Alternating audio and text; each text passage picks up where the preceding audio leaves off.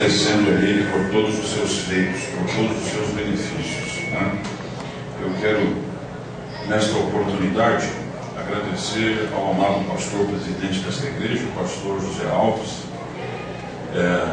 Sendo assim, com esse agradecimento, com esta palavra, eu quero, nesse mesmo ato, cumprimentar a todos os obreiros, servos do Senhor, ministros do Evangelho, que aqui estão esta noite adorando a Jesus, que trabalham neste campo de trabalho. Que o Senhor, em Cristo Jesus, venha consolidar a obra e o plano que Ele tem para esta igreja e para esta região, em nome de Jesus. Amém, meus irmãos? Amém. Eu gostaria de compartilhar um texto bíblico com os irmãos e queria deixar também aqui a minha palavra de agradecimento ao meu amigo, o irmão Melk, né, que tem sido aí um parceiro, um amigo que Jesus tem me dado. Eu queria compartilhar com vocês um texto bíblico que está em Apocalipse, o capítulo de número 3. Glória a Deus, glória a Jesus. Apocalipse, capítulo de número 3, e o versículo, a partir do versículo 14. Quando o irmão Melk consultou essa data comigo aqui para estar com os irmãos, no primeiro momento eu encontrei algumas dificuldades para estar com os irmãos, porque eu sou pastor presidente de um campo de trabalho em São Bernardo do Campo, e hoje é justamente a nossa reunião de obreiros e ceia na nossa sede, né? Mas amanhã começamos um seminário que vai até na terça-feira, e aí então decidimos mudar a reunião e ceia para o próximo final de semana. Aí abri uma brechazinha assim, eu falei, quer saber, eu vou adorar a Deus com os irmãos, da glória a Jesus, porque é um privilégio para nós, grupo de salvos, né? Estar na presença de Deus, adorando ao Senhor, não tem presente maior para os irmãos, não há alegria maior. Glória a Deus. Acompanhe comigo, por favor. Apocalipse, capítulo 3, versículo 14, diz assim a palavra do Senhor: ao anjo da igreja em Laodiceia escreve: estas coisas diz o Amém, a testemunha fiel e verdadeira, o princípio da criação de Deus. Conheço as tuas obras, que nem és frio nem quente. Quem dera fosses frio ou quente. Assim, porque és morno e nem és frio, nem és quente nem frio, estou a ponto de vomitar-te da minha boca. Pois dizes: estou rico e abastado e não preciso de coisa alguma. E nem sabe que és infeliz, sim, miserável, pobre, cego e nu. Aconselho-te que de mim compres ouro refinado pelo fogo para que te enriqueças, vestiduras brancas para te vestires, a fim de que não seja manifesta a vergonha da tua nudez, e colírio para ungir os teus olhos, a fim de que vejas. Eu repreendo e disciplino a todos quanto amo. Sê, pois, zeloso e arrepende-te. Eis que estou à porta e bato. Se alguém ouvir a minha voz e abrir a porta, entrarei em sua casa e cearei com ele e ele comigo. Ao vencedor dar-lhe-ei sentar-se comigo no meu trono, assim como também eu venci e me sentei com meu Pai no seu trono. Quem tem ouvidos, ouça o que o Espírito diz às igrejas. Quem pode diz amém. Amém. Meus irmãos, eu devo dizer para vocês que essa leitura aqui é uma daquelas leituras assim que causa até mesmo um certo desconforto o pregador ele fazer uma leitura como essa aqui, num culto como esse que estamos reunidos na presença do Senhor. Mas a verdade é que esta é a palavra que Jesus falou forte ao meu coração neste dia, e eu quero compartilhar com vocês. Todos vocês que são ávidos leitores da Bíblia, nós estamos aqui, eu acredito que é um culto de liderança, né, pastores? É um culto de reunião de obreiros. A sua grande maioria são homens que têm um preparo bíblico diferenciado, e dessa forma também o alimento é diferenciado. Eu espero que os senhores não imaginavam que eu ia vir aqui para pregar a mulher do fluxo de sangue, ou vir pregar o cego de Jericó, porque essas aí, além de serem mensagens conhecidas, né, muito provavelmente não atenderia às necessidades dos senhores que estão presentes aqui neste culto. Deste modo, para nós obreiros, o Senhor tem uma forma peculiar de falar conosco. O Senhor tem uma forma diferenciada de tratar com os obreiros, porque os obreiros, eles têm necessidades diferentes da igreja. E é por isso que às vezes conosco o Senhor ele engrossa assim um pouco o caldo, sabe? Mas é justamente para que possamos, no final, apresentarmos sempre o nosso melhor para Deus, no nosso trabalho, na nossa devoção ao Senhor. O desejo de Deus, o anseio do Senhor é justamente isso: nos levar a viver a realidade, a profundidade do seu plano, daquilo que Ele idealizou para cada um de nós. Bom, então, preciso dizer a vocês que talvez essas minúcias não fossem necessárias, mas eu não quero perder nenhum ponto aqui da mensagem. Então vamos explorar essas coisas introdutórias aqui que são assim de melhor compreensão. Bom, tratando-se das 7 igrejas, ou as igrejas da Ásia Menor, cada uma dessas igrejas, conforme os senhores sabem, receberam um conteúdo de carta que tinha a ver com o momento que a igreja ela estava atravessando, o momento que a igreja estava vivendo. Éfeso, Esmirna, Laodiceia, Tiatira, Filadélfia, todas as igrejas receberam a carta. O conteúdo da carta tinha a ver com a realidade do momento que a igreja estava vivendo. Vamos deixar as questões teológicas para lá, porque existe uma série de controvérsias a respeito da aplicação dessas cartas. Como é que a igreja deve olhar a aplicação dessas 7 cartas ao longo da história? Não vamos entrar em detalhes assim, em minúcias das discrepâncias teológicas. Vamos ficar aqui com aquilo que o Senhor quer nos entregar esta noite. Então, entenda bem. Olha o que acontece. Se você observar as 7 cartas, se você observar as 7 igrejas, você vai perceber que teve igreja que só recebeu elogio. Teve outra igreja, porém, é o caso de Tiatira, por exemplo, recebe um elogio, mas também recebe uma repreensão do Senhor. O caso da igreja de Esmirna, é fantástico falar sobre Esmirna, porque foi a igreja que não recebeu nenhuma repreensão do Senhor. Foi a única igreja que foi elogiada do começo ao fim. E é interessante porque é a igreja que estava envolvida num contexto assim tão grande de repreensão, de perseguição. Em Esmirna, por exemplo, foi construído um templo em homenagem ao imperador Tibério, e ali tornou-se mais tarde a capital do culto ao imperador. Então a cidade sofria repreensões gravíssimas com relação ao Evangelho. Os irmãos tinham muita dificuldade de servir o Senhor. Naquele momento ainda, algumas pessoas eram lançadas no cárcere, algumas pessoas eram até mesmo maltratadas por professarem a sua fé em Cristo. Quando eu falo de Esmirna, eu fico pensando no modelo da igreja atual, né? O modelo da igreja atual. Eu fico pensando que tipo de mensagem que era pregado na igreja lá de Esmirna. Por exemplo, hoje em dia, irmão, eu devo dizer a vocês que estão tentando mudar a nossa comida, né? Estão tentando mudar a comida da Assembleia de Deus no Brasil. E aí vem uma série de inovações doutrinárias, aparece-se aí um novo jeito de pregar, entende? Essas mensagens de 7 passos, 7 jeitos, 7 formas, 3 maneiras para ser salvo, 3 maneiras para ser abençoado, 7 segredos para ser próspero. Essas coisas aradas aí que na verdade um elemento diferente daquilo que a gente aprendeu lá atrás e que nos deu vida, na verdade nos preservou na presença do Senhor até aqui, né? E aí hoje em dia as pessoas vêm com umas mensagens estranhas, umas mensagens que de fato não se parecem muito com o cristianismo, não se parecem muito com o Evangelho. É uma coisa muito parecida com o Evangelho, mas não é o Evangelho de Cristo.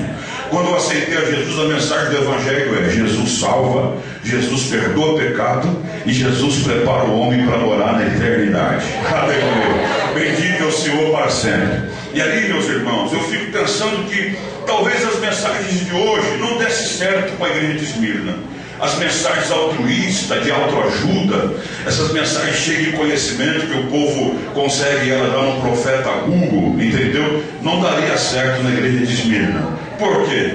Porque o povo ia para a igreja e tinha o risco de depois do culto, irmão, serem levados pela guarda imperial e sofrerem, na verdade, agressões psicológicas, físicas. E a mensagem do pastor de Esmirna tinha de ser uma mensagem bíblica, salvífica, cristocêntrica. É o tipo de mensagem que levava as pessoas a amarem ao Senhor sobre todas as coisas. Muito provavelmente a mensagem do pastor era: meus irmãos, Jesus continua salvando. Meus irmãos, Jesus continua batizando com o Espírito Santo. Meus irmãos, Jesus ainda perdoa pecado. Meus irmãos, possa ser que quando terminar esse culto aqui, alguns de vocês sejam presos e talvez abusados pela guarda imperial, mas quer saber, mantenham-se firmes no Senhor, porque no final haverá recompensa, haverá galardão. O nome de Jesus vai ser glorificado. Aleluia, glória a Deus, bendito é o Senhor para sempre. As mensagens de hoje que a gente ouve talvez não daria certo para aquele contexto, não se aplicaria de forma nenhuma. Mas isso aqui é um assunto para outro dia, isso aqui é outra mensagem. Deixa eu voltar para o texto que eu li aqui com os irmãos. A verdade, igreja, é que esse texto bíblico aqui que nós lemos, a igreja de Laodiceia, ela tinha um perfil um pouco diferente. Ela estava envolvida em um contexto que tem muito a ver com um período que as igrejas atravessam em nosso país e também em outros países. Qual era o contexto que ela estava envolvida? Por exemplo, deixa eu te explicar uma coisa. Essa igreja aqui, ela era uma igreja muito vaidosa e se orgulhava pelo fato de na cidade haver uma substância que, reduzida ao pó, poderia ser usado para a pequena fabricação de produtos farmacêuticos. Essa igreja aqui também se orgulhava de ter na cidade pequenas indústrias têxtil que naquele momento, em pequena escala, começaram a fabricar o tecido e começava-se também no comércio ou pequenas importações aos demais países. Aí vem comigo para você entender essa mensagem aqui. Logo, quando você tem um comércio pujante em uma cidade, quando você tem uma cidade que tem pequenas indústrias, o fluxo do dinheiro é grande, as pessoas têm liquidez, têm dinheiro na mão. Isto fazia com que banqueiros de todos os lugares quisessem se instalar em Laodiceia. Então vamos pontuar isso aqui para entender o que é que Deus está falando. A verdade é que a cidade tinha uma substância que, reduzida ao pó, poderia ser usada para o uso farmacêutico. É por isso que mais tarde o Senhor vai falar sobre colírio. Na cidade havia uma pequena indústria têxtil. É por isso que o Senhor vai falar com eles a respeito de cobrir o seu corpo com um vestido, para não aparecer a nudez. Que é isso? Deus está combatendo a altivez daquele povo. Deus está combatendo o orgulho daquele povo. Deus está combatendo, irmão, na verdade, a soberania que eles tinham com relação a outras igrejas. E aí, eles também se orgulhavam pela moeda que existia na cidade. Aí o Senhor vai dizer a eles que eles deveriam comprar do Senhor ouro refinado pelo fogo, para que eles se enriquecessem. Então o orgulho é combatido de forma veemente. O orgulho, ele é combatido de uma forma veemente. Aquela igreja era uma igreja que tinha um ego inflado. Era uma igreja que se achava acima do bem e do mal. Não para por aí. Aí o Senhor agora vai usar uma figura de linguagem com eles, que aparentemente o termo é muito forte, irmão. Dá um pouquinho de dificuldade para entender o que é que Deus está falando aqui. Olha, conheço as suas obras, eu sei que vocês não são frios, e sei também que vocês não são quentes. Se vocês fossem frios ou quente, daria para suportar. Mas porque vocês são mornos, eu estou a ponto de vomitar vocês da minha boca. Presta bem atenção, o Senhor vai usar agora um contexto histórico. Já já eu vou entrar na parte espiritual da mensagem, tá bom, irmão? É que, assim, com o passar do tempo, a gente, os pregadores, assim, eu, por exemplo, quando eu comecei a pregar, nos meus 19 anos, eu já era assim, feito fogão a gás, sabe? Fogão a gás, tu já reparou que tu bota fogo e ele esquenta na hora, né? Aí o tempo vai passando, você vai aprendendo do Senhor, vai amadurecendo, a gente fica igual o fogão a lenha, vai esquentando devagarzinho, mas quando esquenta fica bom também, não é, pastor? Verdade ou não é? Então vem comigo na mensagem, não desiste de ouvir a mensagem não, que no final vai dar chibolete, em nome de Jesus. Escuta aqui, o Senhor vai usar agora um contexto histórico com eles. E qual é o contexto que o Senhor vai usar? O Senhor vai falar assim para eles: olha, vocês não são frios. Ô gente, o que quer dizer isso, pastor? Eles não são frios. Vocês não são quentes. Ô gente, o que quer dizer que eles não são quentes? Qual é o significado disso? Eu vou lhe explicar agora. Primeiro, havia uma cidade vizinha chamada Colossos. Diga, Colossos. Não, você está me enganando, você não falou nada. Repita, por favor. Havia uma cidade vizinha chamada Colossos. Repita. Colossos. Bom, do outro lado havia uma cidade chamada Hierápolis. Eu vou repetir. Havia uma cidade chamada Hierápolis. Repita comigo. 1, 2, 3 e... Hierápolis. O que é que essas cidades têm a ver com o contexto que eu estou pregando? Primeiro, Colossos era conhecido porque lá havia um veio de água, irmão, que os homens haviam encontrado nas montanhas, que quando esta água ela era tirada, ela ganhou fama por ser uma água refrescante, uma água boa, uma água que matava a sede dos sedentos, uma água que causava refrescância. Guarde isso. Se você quiser anotar e pregar depois, não é pecado não, que dá trabalho para fazer esse tipo de mensagem aqui, irmão. São horas a fio, entendeu? Com os olhos datalados na Bíblia. Isso aqui você não encontra no profeta Google não. Se você quiser anotar aí, não é pecado não. Glória a Jesus. Vem comigo na mensagem. Olha só. O que vai acontecer? A cidade de Colossos tinha um veio d'água. Já foi, por exemplo, nessas cidades que tem por aí, feito ali aquela região de Bragança, um pouquinho para frente, tem várias cidades ali que tem um complexo ali de cidades que tem águas que mandam para o Brasil todo. É uma água boa, água de qualidade, entende? Água refrescante, águas de Lindóia e tantos outros lugares que tem no país aí. É água boa, água de qualidade, todo mundo conhece. É da onde a água? Não, essa água é boa, pode tomar que essa aí é garantida. Eu conheço a fama dessa água, entende? Lá em Hierápolis, irmão, era diferente. Lá em Hierápolis havia as chamadas fontes de águas termais. E o que é que significa isso? Fontes de águas termais é a fonte, é a nascente que a água já sai do seu nascedouro com um certo grau de aquecimento. Quando, irmão, quando a água sai do seu nascedouro com um certo grau de aquecimento, existem alguns mitos que vão estar em torno desta água. Por exemplo, existem algumas pessoas que acreditam que esta água ela tem um poder dermatológico, ela tem um poder de cura, entende? Aqui no nosso país tem uma cidade em Minas Gerais que chama-se Poços de Calda. Lá em Poços de Calda tem uma praça chamada Praça do Macaco. E ali tem um bico d'água que sai uma água quente, irmão, que são as chamadas fontes de águas termais, que a água já vem quente. Ali migra mineiro, irmão, do estado todinho. Tem mineiro aqui? Dá um amém aí, não? Misericórdia, glória a Jesus. Então, irmão, glória a Jesus. Migra mineiro de vários lugares de Minas Gerais para poder ali banhar-se nas águas, entendeu? Porque acredita-se que a água tem poder de cura. Então vamos recapitular isso daqui. Quando a água é fria, a água ela é refrescante. É uma água que serve para matar a sede, irmão, daqueles que estão sedentos. Quando a água é quente, É uma água que vai servir como cura. Existem duas propriedades que uma igreja não pode perder. Guarda isso aí, porque vai servir para o teu ministério.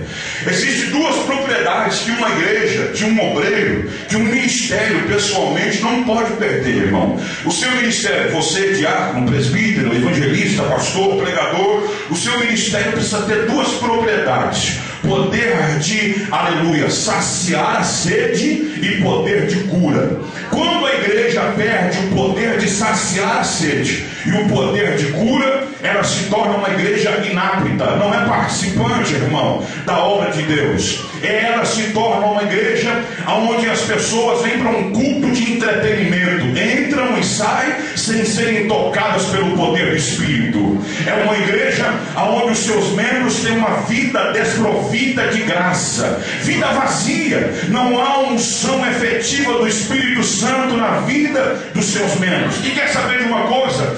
Aleluia, eu acredito que nos últimos dias a maior arma de Satanás é exatamente esta: é lutar contra homens que Deus levantou neste país, para que você perca o poder de cura, para que o seu ministério seja um ministério inapto, que não represente ameaças, aleluia, para aqueles que estão trabalhando contra a obra de Deus. Esta noite, oxalá que o Deus do céu derrame sobre a sua vida graça, excelência, para que você entenda a realidade do plano de Deus para a tua vida. Só quem está entendendo o que eu estou pregando, levanta a sua mão para cima e adora o Senhor aqui esta noite.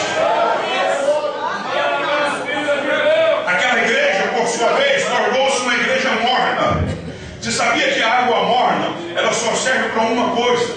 A água morna, irmão, ela só serve para ser usada, para ser ingerida, se for acrescida de outros ingredientes, para poder fazer o soro caseiro. Se uma pessoa ingerir a água morna, sabe o que vai acontecer? Vai lhe causar um desarranjo intestinal, vai lhe dar náuseas, vai lhe dar ânsia de vômito. Olha só o que o Senhor está falando com a igreja de Laodiceia. Se vocês fossem como Colossos, seria água refrescante, dá para matar a sede. Se vocês fossem como a cidade de Hierápolis, seria uma água que pode ser usada para cura. Mas vocês não são nem como Colossos, nem como Hierápolis. Vocês são, na verdade, água morna. E existe um estágio na igreja que o Senhor não se agrada. A verdade, meus amados irmãos, nós que estamos congregados aqui esta noite, o desejo de Deus é causar despertamento na sua vida e no seu ministério. Porque a verdade é que nós, obreiros, nos últimos dias, estamos andando assim, indiferente com as coisas. Estamos andando num nível mediano. E quem foi que disse para você que Jesus lhe chamou para viver na média? Jesus não lhe chamou para ser igual a todos os homens. Jesus não lhe entregou o ministério para que você se parecesse com os demais. A vontade do Deus é que você tenha um ministério acima da média, que a sua chamada seja uma chamada acima da média. Se prepare, porque através desta palavra aqui eu vou lhe entregar uma palavra profética. Tem homens que estão aqui nesta igreja, tem mulheres que estão aqui nesta igreja, e o Senhor está lhe convidando a viver em outro nível. O Senhor esta noite está lhe convidando a viver em outro nível. Daqui para frente alguém vai olhar para você e vai dizer: meu Deus, eu não sei o que aconteceu, mas tem alguma coisa diferente no teu ministério. Você vai me dizer: aleluia, o Espírito Santo me convidou a viver em outro nível. O Espírito Santo está me levando a viver em outro nível. Só quem acredita e recebe esta palavra, levanta a tua mão ao céu para adorar a Jesus. Olhe para esse santo crente ungido, obreiro do Senhor que está ao teu lado, e diga para ele: se prepare para viver em outro nível. Se prepare para viver em outro nível. Anassi, Jore, me canto. Elepanjore, me calamandou, levassandaraga. Uramanacamanjore, me cantou, levassia. Eu estou sentindo a graça do Senhor aqui neste recinto. Se eu fosse você, abria bem a tua boca e adorava o Rei da Glória aqui esta noite.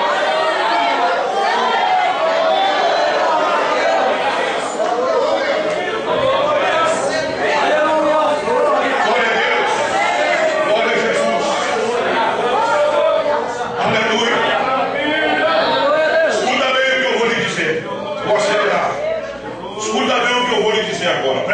atenção. Como é que isso, pastor, se reproduz na realidade, nas nossas vidas? Como é que isso vai se reproduzir no meu ministério? Como é que isso vai se reproduzir no meu dia a dia, no relacionamento, no trato com os meus irmãos? É que, dessa forma, existem pessoas que têm um comportamento como as águas de Colosso, que causa refrescância, que são aquelas pessoas pacificadoras, que são os amigos do bem. Será que nos nossos dias estamos precisando de amigos do bem? Será que precisamos de amigos do bem? Será que precisamos de pacificadores? Será que estamos precisando de pacificadores? Sabe qual é o jeito do inimigo ele causar uma grande destruição em nosso meio? É pulverizando, irmão, a discórdia, a dissensão, a divisão, destruindo a unidade do povo de Deus, tirando o nosso foco, tirando o nosso objetivo, fazendo com que lutemos por causas diferentes, por questões diferentes. E aí, nós precisamos, na verdade, de pessoas que tenham um perfil pacificador. Tu quer ver? Eu vou explicar isso aqui de forma mais minuciosa. Um exemplo. Está vendo aqui essa igreja iluminada? Para que essa igreja esteja iluminada, tem aqui uma rede elétrica, que é responsável pela iluminação. E aí, para que não haja nenhuma sobrecarga, ou para evitar qualquer sobrecarga que venha a ter, ali existe um painel, onde estão ali os disjuntores, sabe? Esses disjuntores, meus irmãos, antigamente eram chamados de fusíveis. Quem vem de família grande, feito eu, chegava no domingo, na hora de se trocar para ir para o culto, papai e mamãe ouvindo aqueles discos de Schiller Carvalho, Luiz de Carvalho, aquele trem chega a ficar vermelho, que tu rodava o dia todo aqueles discos. Vai dando 3, 4 horas da tarde, família grande, os filhos já tinham começado a tomar banho, para não perder a hora do culto, 7 horas. E em dado momento dos banhos, irmão, os fusíveis resolviam queimar, irmão. Pensa, 5 horas da tarde, o comércio todo fechado e às vezes faltava o fusível.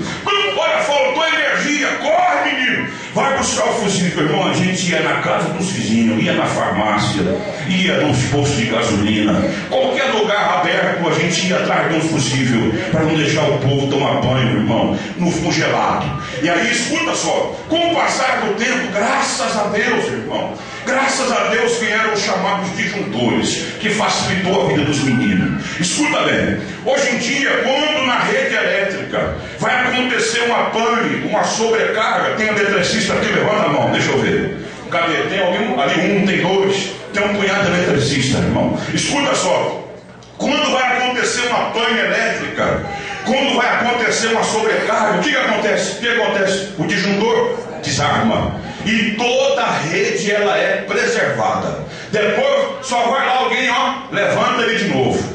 Se acontecer ele desarmar, pode procurar chama um profissional, chama quem entende do assunto, porque tem alguma coisa errada. O pacificador na igreja, irmão, ele é igual ao disjuntor. Desculpa a franqueza das minhas palavras, mas eu estou pregando para obreiros e eu estou querendo entregar tudo que Jesus me falou hoje. Glória a Deus.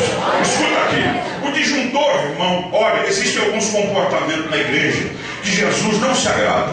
Já viu que tem gente, irmão, que ele é responsável por ficar esticando os assuntos, entende? O assunto foi tratado em reunião, em porta fechada, tudo resolvido. Amém, amém, concordou, tudo na bênção, tranquilo?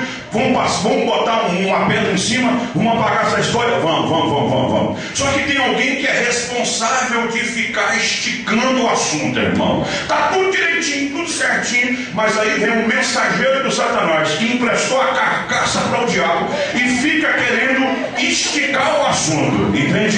E aí ele sai procurando a vítima, ele sai procurando a primeira vítima. Chega assim, um cara de quem não quer nada, entendeu?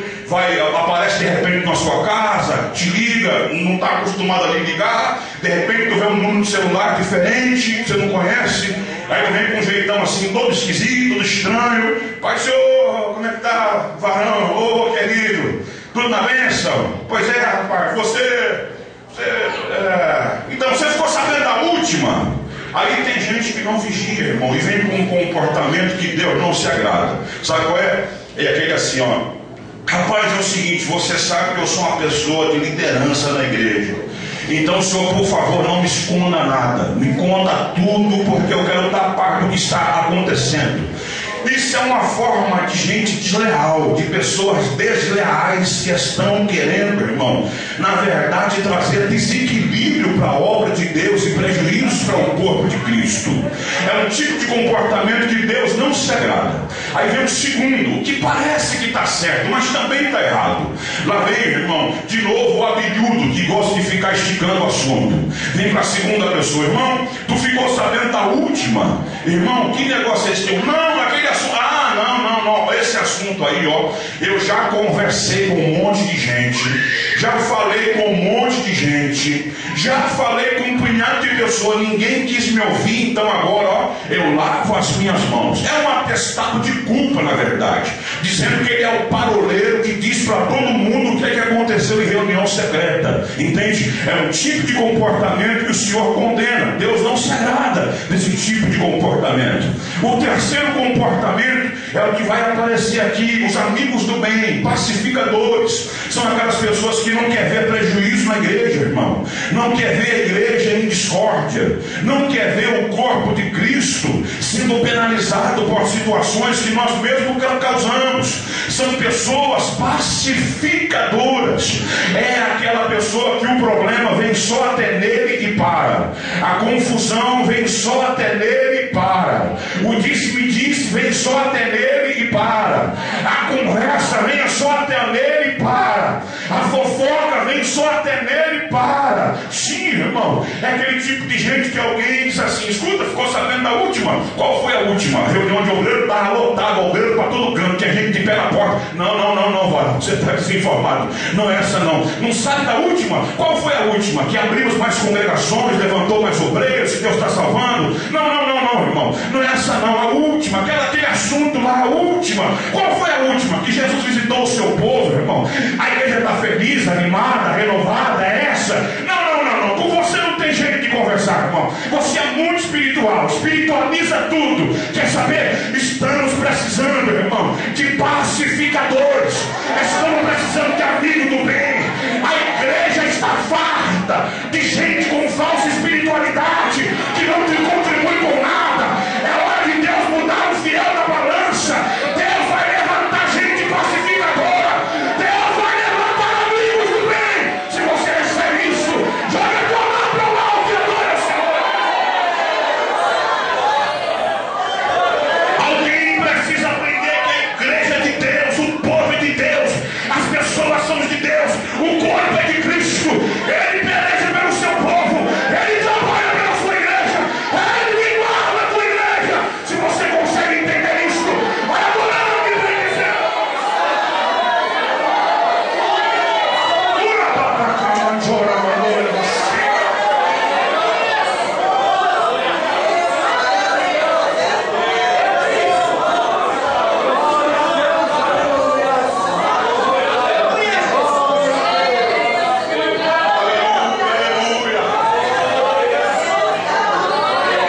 Estamos vivendo uma fase da igreja que precisamos de pacificadores, precisamos de amigos do bem, precisamos de pessoas que estão dispostas a pagar o preço para ver o agir de Deus no nosso meio.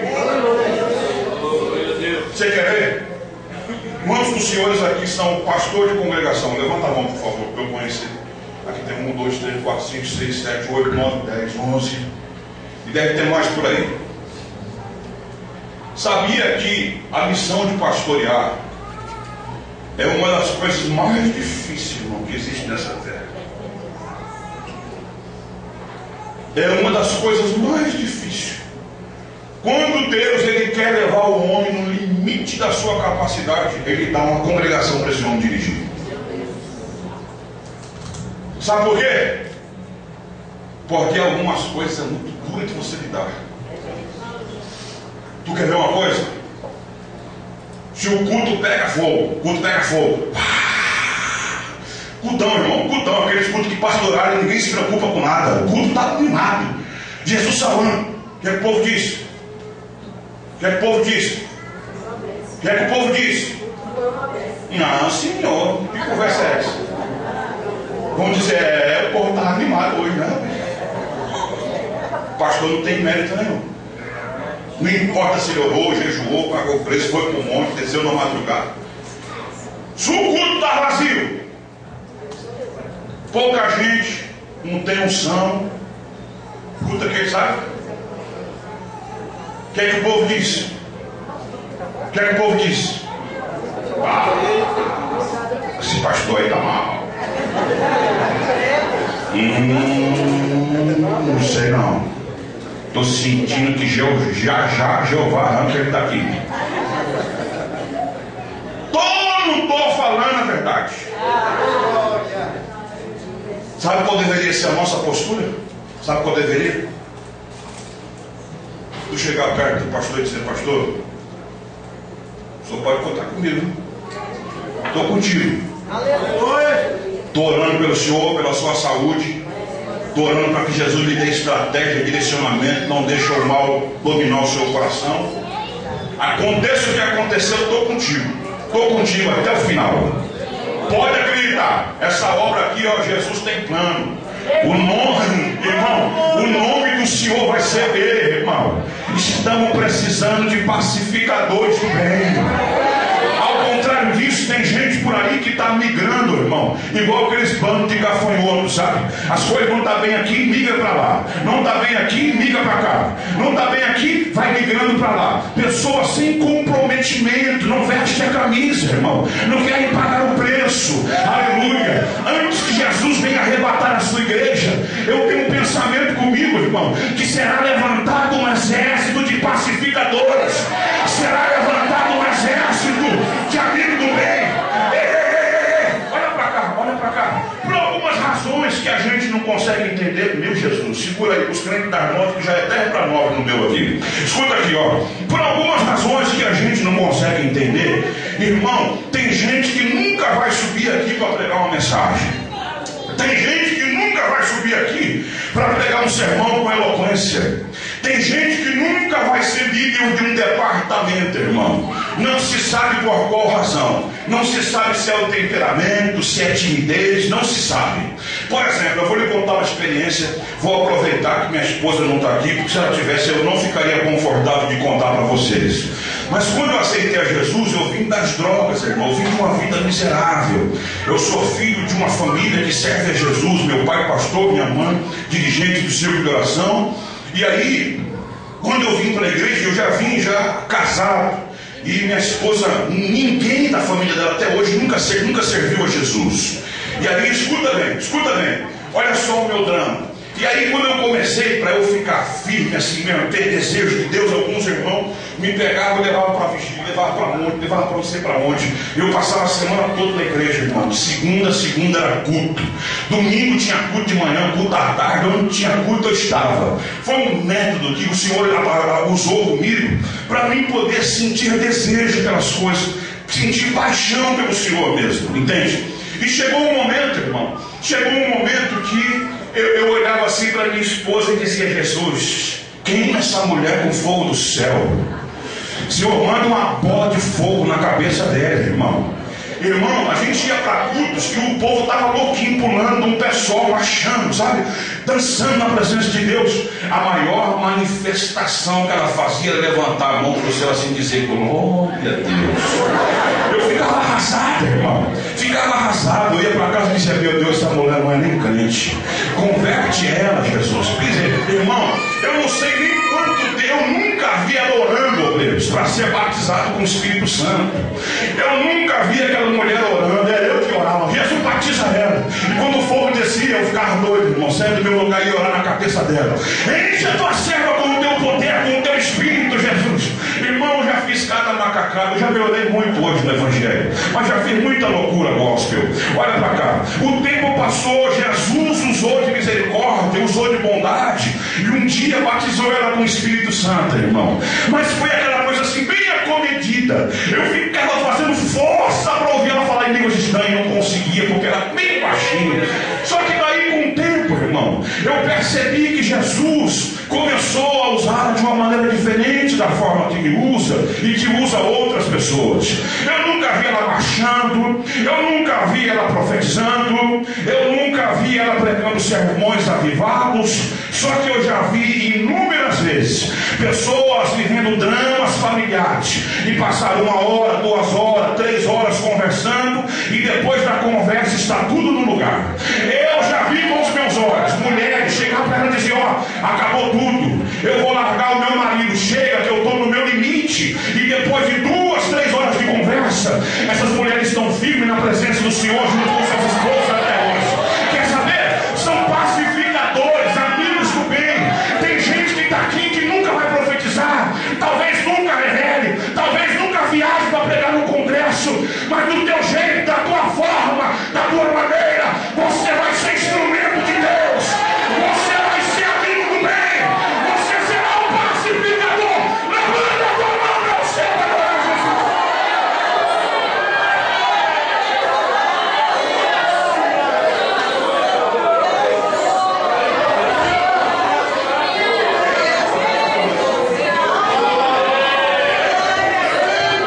Glória a Deus. Glória a Deus.